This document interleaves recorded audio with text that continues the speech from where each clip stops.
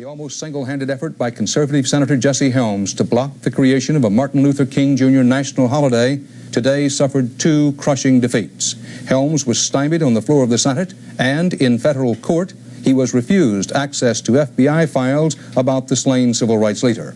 But as Phil Jones reports, the bitterest part of the battle came in the Senate, where old wounds were reopened and there were new hurt feelings all around. Senators paid little attention to the document that had been placed on their desk today from conservative Senator Jesse Helms, suggesting in Helms' words, a substantive working relationship between Dr. King and key elements of the Communist Party of the U.S. The vote was overwhelming 76-12 against a motion that would have in effect killed the bill.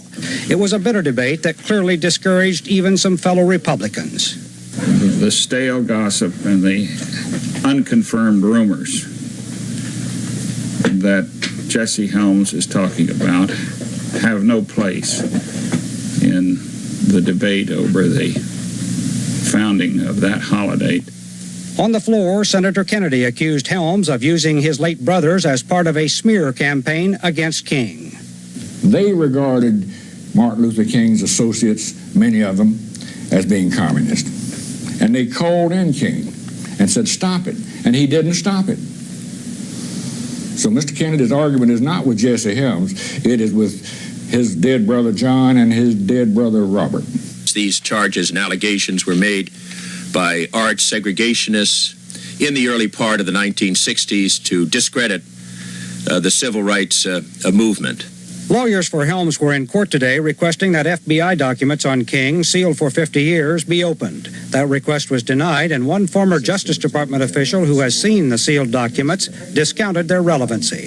There was nothing in the files, either in tapes or written records, that I saw that indicated that Martin Luther King was a communist or a communist sympathizer or in any way knowingly or negligently let himself be used by communists. This has clearly turned into a sticky political problem for many senators. Some who had planned to vote against the holiday because it would be too costly to the economy now plan to vote for it tomorrow, claiming that Senator Helms has turned it into a racial issue. Phil Jones, CBS News, Capitol Hill. The Senate today made it final. Phil Jones reports that slain civil rights leader Martin Luther King Jr. is now the only American besides George Washington to have a federal holiday to mark his birth.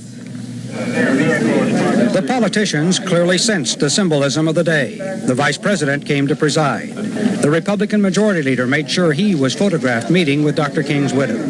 On the Senate floor, Mrs. King watched from the gallery as the Senate voted overwhelmingly 78-22, declaring the third Monday in January a holiday for the slain civil rights leader. It will start in 1986. Senator Helms, who had led the fight against the holiday, claimed there had been an atmosphere of harassment and intimidation, especially against Republicans. Well, the intimidation was that you don't get any black vote. But in the celebration that followed the vote, the emphasis was on unity. Sorry it has taken 15 years to achieve this historic occasion. If Martin Luther King Jr. were here with us today, and we could sing again that old song, we could sing, "We have overcome today." The passage of this bill with strong bipartisan support has brought us much closer to the realization of Martin Luther King Jr.'s dream. So now this bill is headed to the White House, and President Reagan says he will sign it. Phil Jones, CBS News, Capitol Hill. President Reagan today met briefly at the White House with the widow of assassinated civil rights leader Martin Luther King Jr. Coretta Scott King was there to accept the proclamation President Reagan signed declaring Dr. King's birthday an official federal holiday for the first time next Monday. That was not Mrs. King's only stop in Washington. Also today, mounted on a pedestal of marble from Dr. King's native Georgia, a bronze bust of him was unveiled inside the U.S. Capitol Rotunda, joining the statues of other heroes of American history. The King statue unveiling taking place in the same rotunda where then President Johnson signed the landmark Civil Rights Act of 1964. But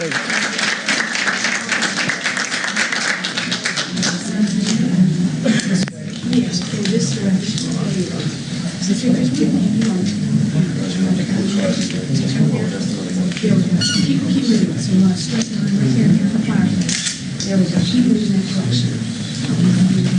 There we go.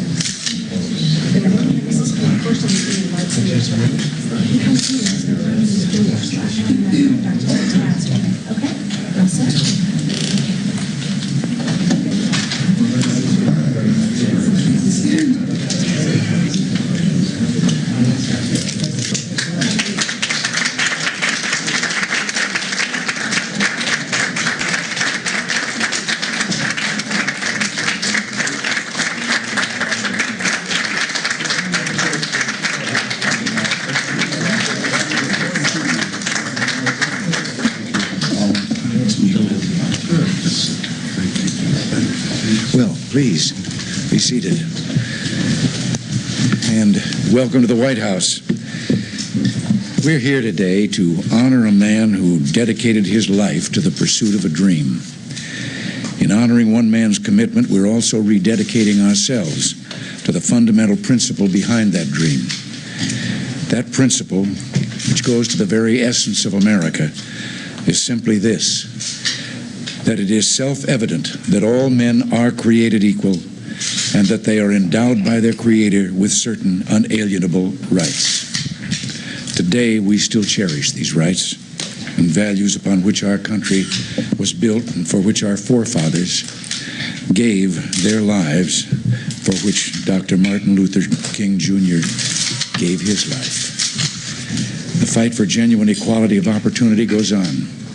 It still continues for many Americans today, yet let us not ignore the strides that have been made and the great strides that are being made toward ending discrimination and bigotry in our towns and communities, in our government, and most important, in our own hearts. And there are many reasons for hope. Advancements in employment and education should not escape our attention. Black employment has risen 26% during our expansion. That's more than twice the rate of the job gain of whites. The unemployment rate for black youths has declined dramatically. Great strides are being made in education as well. A publication we released last spring, Schools That Work, describes many schools that are doing a good job educating disadvantaged children. One shining example is the Garrison Elementary School in the South Bronx in New York City. The student population is half black and half Hispanic. The school lies in one of the poorest sections of New York. Yet for the past 5 years, Garrison has ranked in the top 12% of New York City schools in reading achievement. By the time they reach the 6th grade, nearly every student performs at or above grade level in both reading and math. You know, James Madison once said, "A well-instructed people alone can be permanently a free people." And together we strive to ensure that every American receives a sound education and that in so doing we secure our freedom as well. Secretary of Education William Bennett has been leading the charge for higher standards and more discipline. We can give no better gift to our young people than giving them the basic skills needed to reach their potential and fulfill their dreams. The value of a good education was not lost on Dr. King. He entered Morehouse College at the age of 15 and earned a PhD 11 years later from Boston University. Martin Luther King Jr.'s own life was one of dreams. It's fitting that we honor the man who went from being a minister in the Ebenezer Baptist Church in Atlanta to being the recipient of the Nobel Peace Prize. Dr. King said the evening before his assassination, "I just want to do God's will, and He's allowed me to go to the mountain, and I've looked over, and I've seen the promised land. So I'm happy tonight. I'm not worried about anything. I'm not fearing any man." These are the words of a man at peace with God and himself, content in the knowledge that what is right will inevitably triumph. He gave his life, as so many of our forefathers did, for his principles. And it is thanks to his strength of character and his God-given talents that the dream he spoke about so eloquently will live on forever. And now we'll sign the proclamation honoring the 59th anniversary of Dr. Martin Luther King Jr.'s birth.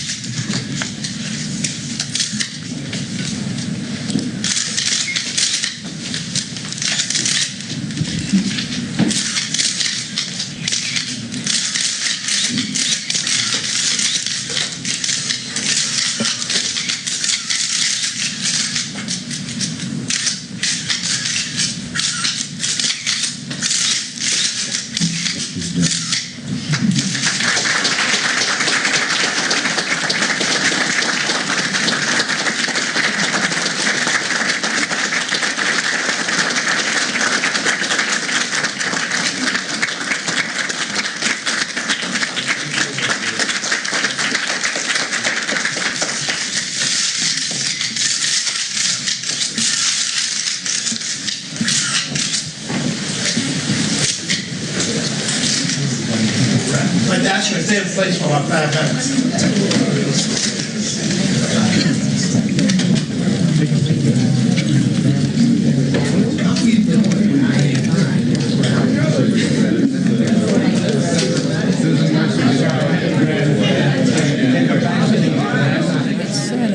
About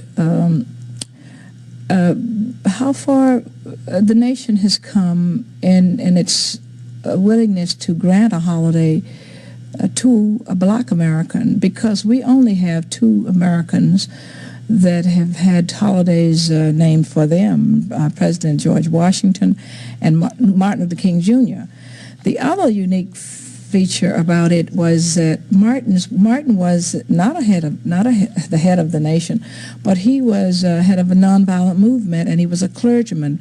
And I think it spoke well for the fact that people in America do champion morality, and they do champion the rightness of a great cause, and they support what Martin Luther King stood for, to the extent that there was a majority of representatives in the Congress and in the Senate who were willing to sign the legislation, to pass the legislation, and the president did sign it.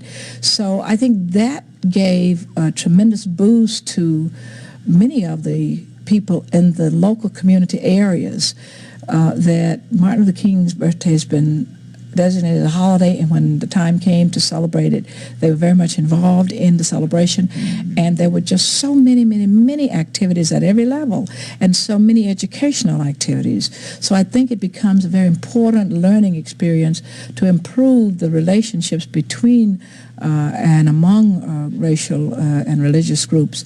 And I look forward to this having a very important impact for the future in terms of what people can do together to realize greater fulfillment and It would have been Martin Luther King Jr.'s 58th birthday. The assassinated civil rights leader now has a U.S. federal holiday to honor him. It will be observed officially Monday. Some people observed it today. 200 persons assembled at the Lincoln Memorial. In 1963, 200,000 were there to hear his dream of a society of racial equality and justice. But Dr. King's legacy is a legacy of actions, not just dreams. CBS News reporter Bill Whitaker looks tonight at how the King holiday itself is a case in point of the difference between dreaming a dream and working to make it reality. Amid the scenes of birthday harmony run strains of discord. In Atlanta, where runners today completed a commemorative race from Selma, Alabama, Mrs. King has had a hard time getting businesses to sponsor a parade Monday. 40 states observe King's holiday, but there is still stiff resistance. In San Bernardino, California, the city council scrapped the holiday for city employees. As far as Washington's birthday in Lincoln, we don't get that off, so it's just another birthday without a holiday. In Arizona, Governor Evan Mecham rescinded the holiday. I reacted to that which others had done, which I think was totally utilizing and pandering to the blacks, quite frankly. Martin Luther King holiday is the most visible target. That's the easiest, most direct, most accessible means of expressing your hostility against black and against poor people. The Justice Department reports acts of racial violence went up 42% last year. In the Howard Beach section of New York City, a black man is struck and killed by a car while fleeing a gang of whites. At the Citadel in South Carolina, the NAACP protests the harassment of a black student by white cadets dressed as Klansmen. The fact is, it is plain old racism, and that exists in this country. Black leaders say the racism that spawned the civil rights movement has been much reduced. Still, King's dream of an integrated society remains elusive. Today, by satellite hookup, President Reagan called on the nation's school children to fulfill the dream. You should accept nothing less than making yours a generation free of bigotry, intolerance, and discrimination. But many blacks say Mr. Reagan has turned the clock back on race relations. The result is a national climate of selfishness and a failure of government to take a positive role in ending racism and disadvantage. I don't think that anybody realistically can believe that this country is going to solve its racial problems during any of our lifetimes. Perhaps not. But many Americans see the Martin Luther King holiday as a symbol of the struggle toward that goal. Bill Whitaker, CBS News, Atlanta. And for CBS News, Dan Rather. Good night. Has moved from the street to the stage to the studio without losing its often angry message. It is a message that sometimes promotes violence against the powers that be, both real and imaginary. Regina Blakely reports tonight on the latest flap over rap. What's a smiling face when the whole state's racist? Racism and fighting it with violence. That's the message behind rap group Public Enemy's new video. By the Time I Get to Arizona targets that state for refusing to honor Martin Luther King's birthday. The revenge fantasy, which recreates King's assassination, shows rapper Chuck D leading an army, blowing up a fictional governor's car and poisoning a senator. The violent images are jarring to those who continue King's struggle for civil rights. It doesn't honor Dr. King. It's antithetical to everything he stood for and preached. This is Wolf's turn from Verde Valley. Go ahead on KTAR 620. A Phoenix radio station has been flooded with calls from listeners reacting to the video. Although Arizonans have lived with controversy since former Governor Evan Mecham abolished the King holiday in 1987, the new video has renewed a deep anger that an entire state is being labeled racist. And I'm flabbergasted. I'm not enthused about anybody trying to use Arizona as the GOAT, and to some degree myself, for their terrorist implications. Ironically, Public Enemy has supported efforts to fight violence, but is using it this time to make a point, saying it's not important who finds the video offensive, but that it does offend. Everybody has the right in this country to express their particular point of view. And that's what we're doing as a hardcore radical hip-hop group. A radical video, perhaps, but an effective one. Public Enemy has reignited attention to Arizona's debate over a statewide holiday, which happens to be on that state's ballot in November. Regina Blakely, CBS News, New York. Unsettling news from the street, part of our world tonight. We invite you to stay with this CBS station for the premiere later this evening of a new CBS News program, Street Stories.